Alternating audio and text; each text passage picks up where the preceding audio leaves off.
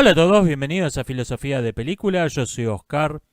La característica principal de un fraude lingüístico, la mayor diferencia que tiene con el verdadero lenguaje, es que no distingue un hecho de la interpretación de ese hecho. Nos ofrece, en cambio, un hecho interpretado como definición de un concepto. Esto vuelve imposible dar del hecho ninguna otra explicación posible que no sea la que está implícita en la definición, no hablando en neolengua al menos. La neolengua tiene la ventaja de ahorrarnos de tener que interpretar los hechos.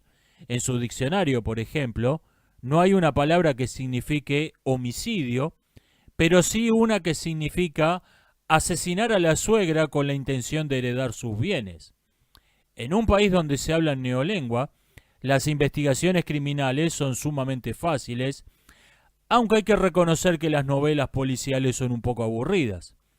El juez que juzga un caso de suegricidio solo necesita leer la carátula del caso para saber quién fue el asesino y cuál fue el móvil del crimen. No necesita ninguna investigación. El Estado se ahorra así un montón de tiempo y dinero que hubiesen tenido que ser destinados a investigar el caso si este hubiese sido caratulado como homicidio. Desde luego, siempre va a haber gente que niegue la interpretación del hecho implícita en su definición. Esto es un hecho. Pero el diccionario de neolengua también soluciona este problema. El hecho de que haya gente que rechaza las interpretaciones implícitas en el diccionario de neolengua es definido también con un término que fusiona este hecho con la interpretación del hecho. Así, quien rechaza el diccionario de neolengua no es un tipo que rechaza el diccionario de neolengua, es un fóbico, un ista.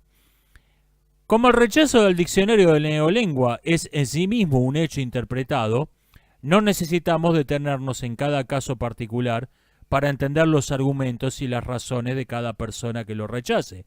Todos son iguales, por lo tanto, todos tienen la misma motivación. Ahora bien, si analizamos con atención el concepto de leyenda negra o la leyenda negra española, veremos que reúne todas las características de un engendro orwelliano. La leyenda negra se define como el hablar mal de la conquista de América Latina con intención de calumniar a España y o adular a sus enemigos. Vemos que en esta definición A, el hecho está mezclado con la interpretación del hecho. B, se atribuye una intención en esa interpretación. Intención que forma parte de la definición misma. 1. Clasificar todo texto donde se hable mal de España y o del Imperio Español como parte de la leyenda negra relega a un plano secundario o incluso a la total irrelevancia la que debería ser la discusión principal. Esto es, si lo que dice el texto es verdad o no. 2. El concepto atribuye una intención al autor del texto en donde no se habla de modo muy amable de España. Esta intención no se considera que necesite ser demostrada, como si tener el don de leer la mente fuese la cosa más normal del mundo.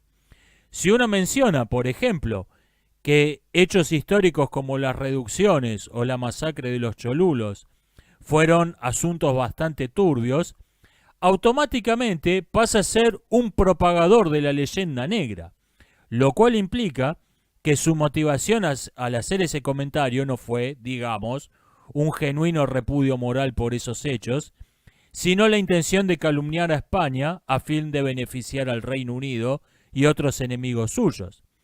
Esta inferencia es análoga a presuponer que si uno hace una reseña negativa de una película protagonizada por una aborigen wichi lesbiana con una pierna ortopédica, es porque es un misógino, racista, sexista, homofóbico, que no soporta ver una mujer fuerte como protagonista de un film, y no, digamos, por ejemplo, a que la película es una puta mierda. 3.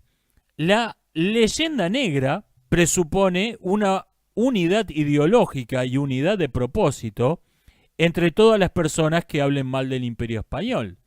De este modo, Solo se necesita demostrar la corrupción o la mala fe de uno de estos autores para que se consideren refutados ad hominem a todos.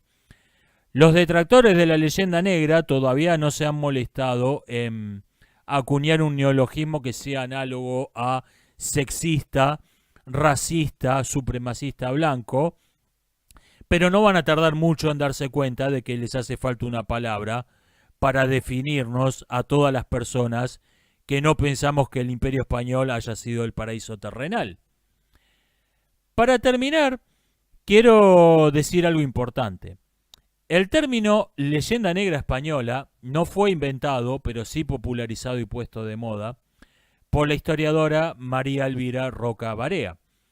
La intención de María Elvira era señalar un marcado sesgo antihispano en la historiografía y muy especialmente en la divulgación de la historia acerca de la era de los imperios coloniales.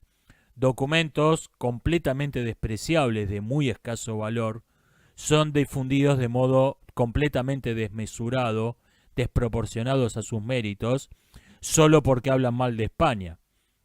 La verdad se considera un asunto secundario, hablar mal de España es lo principal, o la verdad no se considera un asunto en absoluto. Yo estoy de acuerdo en esto, estoy de acuerdo en que este sesgo antihispano existe, pero el tema se ha salido completamente de control, se ha vuelto una locura. Hay una leyenda blanca que se ha convertido, el hablar en contra de la leyenda negra española, se ha convertido en un aborigenismo 2.0. Hasta hace 2 años, uno no podía comentar absolutamente nada sobre la historia de América sin que vinieran los orates de los pueblos originarios a decir alguna pelotudez sobre la espiritualidad ecológica y la armonía con la naturaleza de los pueblos originarios. Ahora, uno no puede decir nada sobre la historia de América sin que vengan los pelotudos de la espiritualidad ecológica más los pelotudos de la leyenda negra. Y no ocurre lo mismo, por ejemplo, cuando uno cuenta la historia de cómo Roma se transformó en un imperio. En este caso, uno puede contar los hechos como fueron, sin que lo acuse de estar justificando la esclavitud, ni de ser romanofóbico, ni nada. Y puede opinar abiertamente sobre esos hechos. Puede, desde luego, cualquiera discrepar con su opinión, pero no lo van a acusar de estar conspirando con Putin para hablar mal del Imperio Romano. Bueno, yo quiero poder hablar de la historia del continente donde vivo, de los pueblos previos a la conquista, del imperio, de las guerras de independencia y de todo lo que le siguió a la guerra de independencia, como habló de la historia del Imperio Romano. Es decir, narrar los hechos y opinarlos sobre los hechos, con todas sus luces y sus sombras que los tuvieron en todas las facetas de la historia. Hubo luces y sombras. Y sin importar qué tanto se odien entre sí los defensores de los malones ecologistas y los Don Quijotes de la leyenda blanca, ambos tienen en común el querer reemplazar la verdadera historia por panfletos de propaganda.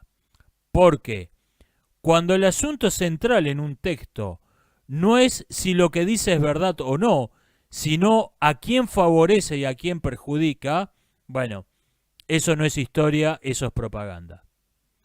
Nos estamos viendo. Hasta la próxima.